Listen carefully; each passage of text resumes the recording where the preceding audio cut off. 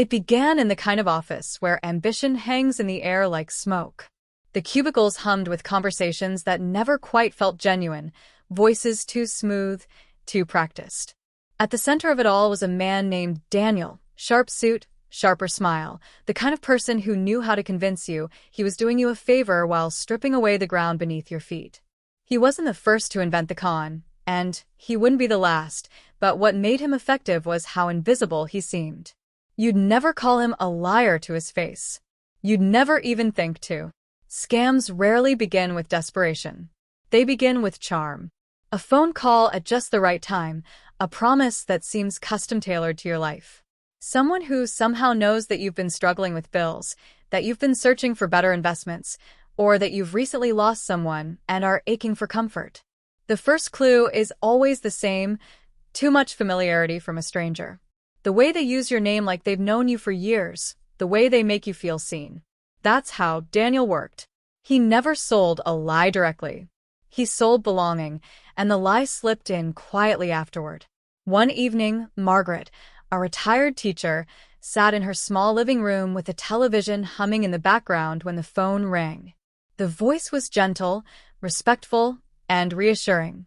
It belonged to Daniel.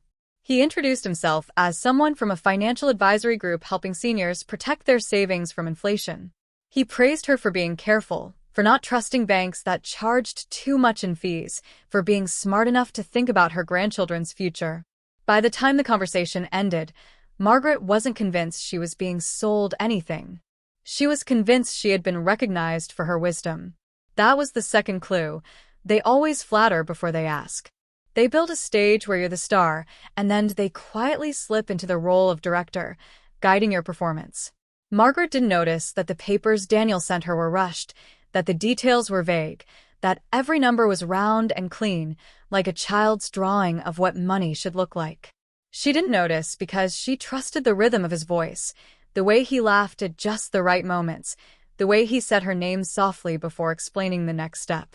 Across town, another scam took a different form. Jason, a college student struggling with debt, received an email that seemed almost too good to ignore. It promised easy money through a job working from home, just a few hours a week, with a generous paycheck.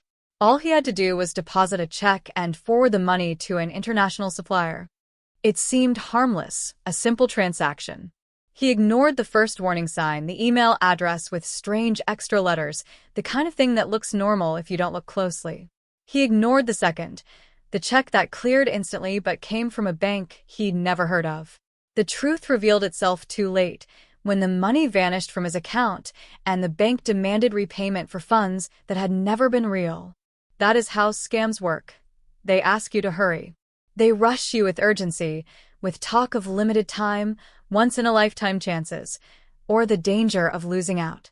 It is their most reliable weapon because people make the worst decisions under pressure. Jason thought he had stumbled on luck, but luck that asks you to rush is never luck at all. In another corner of the city, a woman named Clara scrolled through her phone late at night. Loneliness made her vulnerable, though she would never admit it aloud. She found a message from someone who seemed kind, a man who claimed to be stationed overseas, sending long letters full of warmth and gentle confessions. He painted a picture of a future together, spoke of the life they could build, and every word felt like water in a desert. When he finally asked for help, a small sum to fix a problem with his bank so he could come home, Clara didn't hesitate. The third clue had been there all along, stories too neat, too cinematic, the kind of hardships that sound like they were written for a novel. But hope had its own way of silencing reason. These stories, separate and yet the same, are tied together by a single thread. The scam never looks like a scam until the moment it's too late. The trick is not in spotting the lie itself, but in recognizing the patterns. The too familiar voice. The too perfect opportunity. The rush to act. The refusal to give you time to think, to verify, to breathe. Margaret eventually realized her savings were gone. Jason was left with debt he hadn't created. Clara's messages stopped arriving the moment she sent her money, her phone filled with silence where there had once been promises. And Daniel?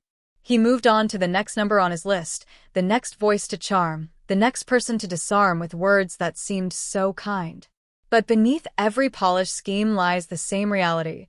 The power of the scam comes not from its cleverness, but from its ability to exploit the simple human need to trust. If there is one lesson that endures, it is this. If someone rushes you, if someone flatters you too much, if someone offers you the world for almost nothing, stop. Wait. Ask the questions they don't want you to ask. For the greatest defense against a scam is not suspicion of others, but patience with yourself. The moment you pause is the moment their power dissolves and the mask slips before it's too late. Daniel never thought of himself as a criminal. He liked to call himself a persuader. To him, people wanted to believe in something, and he simply gave them the story they were already waiting to hear. He studied faces, voices, and the silences in between words. He knew when to pause, when to let a person fill the silence with their own hopes, when to make the lie sound like it had come from them instead of him. That was his craft, and he was a master of it. The strange thing about scams is that they almost always feel personal. The victim never thinks of themselves as a victim. They think they're the exception. That's the fourth clue. When someone makes you feel like you're chosen, singled out, offered a rare key to a secret door. Margaret believed she had been selected because of her years as a teacher, her careful nature, her responsibility.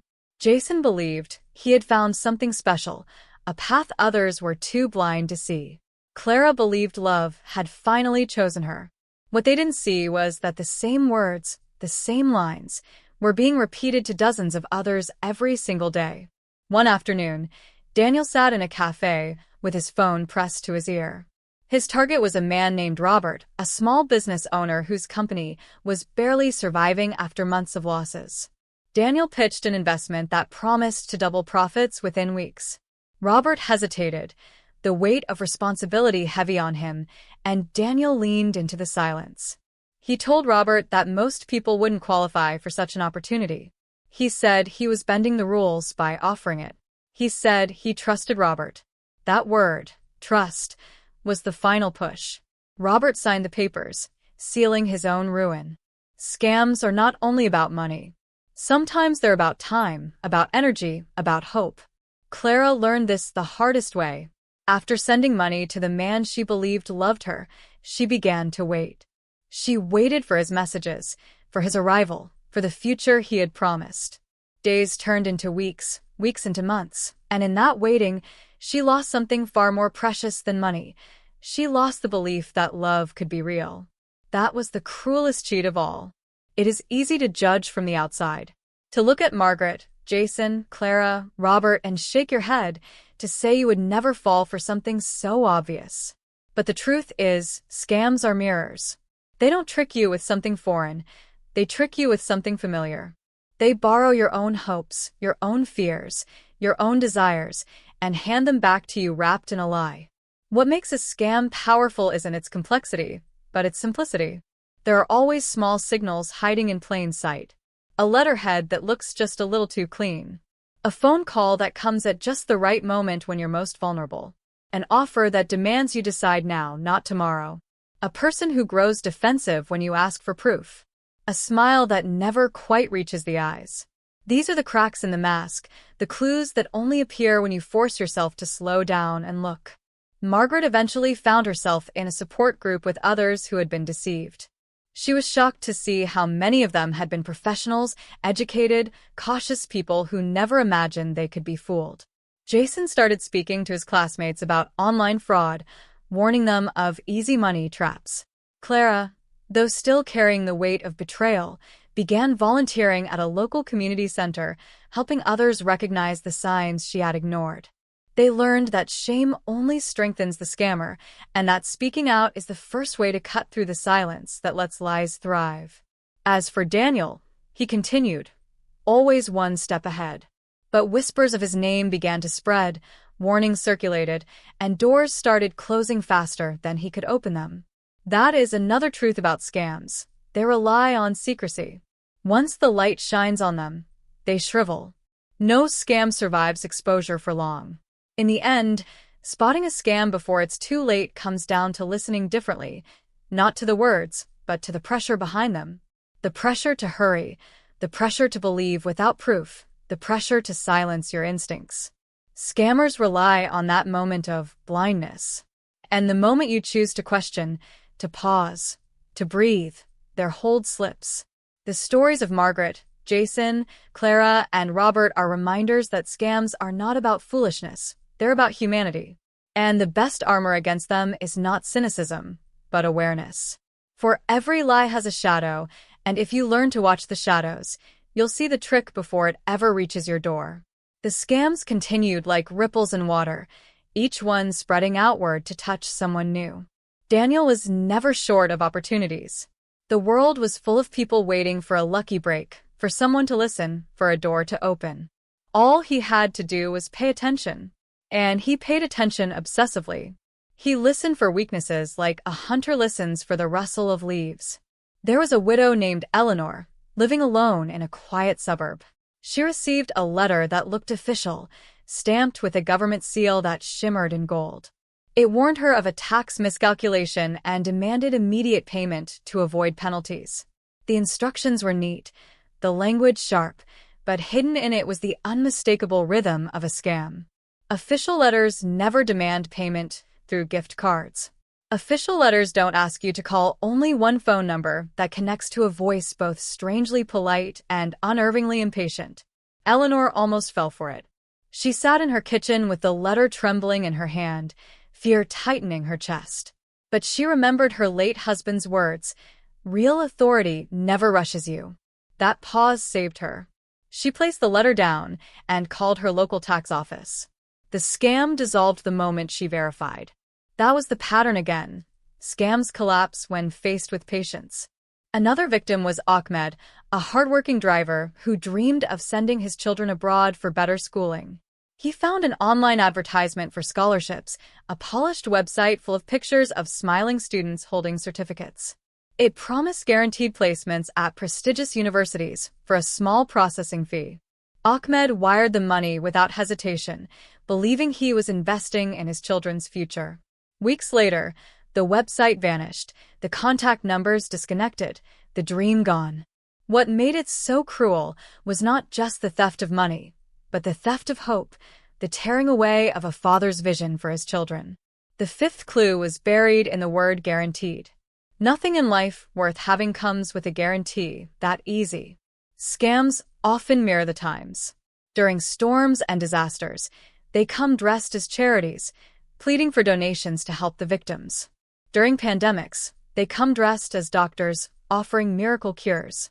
When the economy falters, they were the face of quick money and false investments.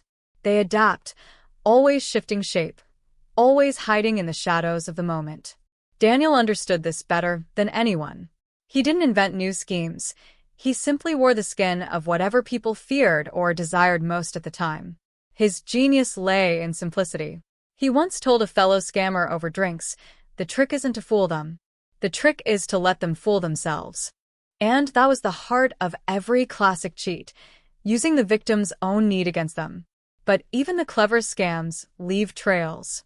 Margaret's bank flagged unusual withdrawals too late to save her, but enough to start an investigation. Jason's story spread online, gaining the attention of cybersecurity experts who recognized the scam pattern. Clara's local community center began running workshops about romance fraud after her story reached them. Eleanor's letter was collected by authorities, studied, and traced. Ahmed's case was added to a growing list of international fraud operations. Each story, once told, became a warning for someone else. The power of a scam thrives in silence. Victims often hide their losses, too ashamed to admit they were deceived. That shame is the scammer's greatest shield. But the moment the silence breaks, the armor cracks. Communities grow stronger when stories are shared, because knowledge spreads faster than lies once the fear of speaking disappears.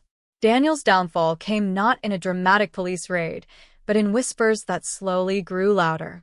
Banks blacklisted his accounts. Phone companies flagged his numbers. His name was passed from victim to victim, from investigator to journalist. One morning, he woke to find his old tricks failing. No one answered his calls. No one trusted his voice. He had become too visible, and a visible scammer is a powerless one. The lesson that lingered was clear. The best way to spot a scam before it's too late is not through suspicion of everything, but through awareness of patterns. Real opportunities allow questions. Real authority gives time. Real love doesn't ask for money. Real luck doesn't arrive with urgency. And anything that demands silence, secrecy, or speed is already exposing its own lie. In the end, scams will always exist, reshaped for new times, dressed in new disguises. But so long as people learn to pause, to listen, to doubt the perfect story whispered in their ear, they will always have the power to see through the mask before it closes around them.